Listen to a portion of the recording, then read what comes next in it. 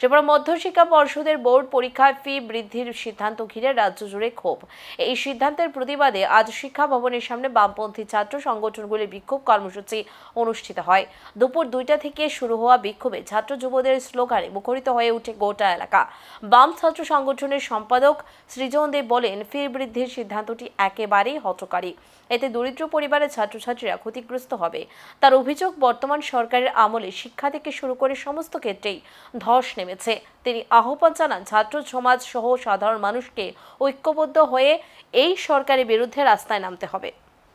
গতকাল সাংবাদিক সম্মেলন করলেন, ওনারা না কোনো ছাত্র সংগঠনের সাথে কথা বললেন, না রাজ্যের শিক্ষক অভিভাবক ছাত্রদের সাথে কথা বললেন।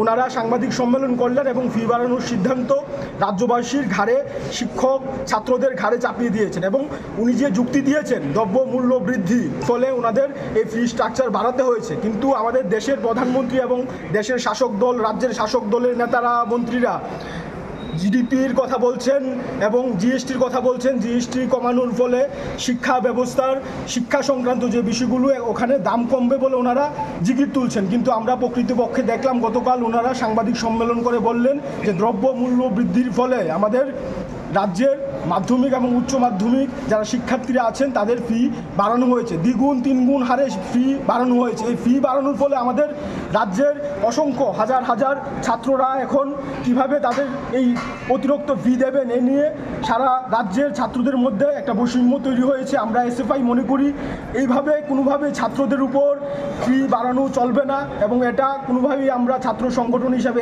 এসএফআই মেনে নেব।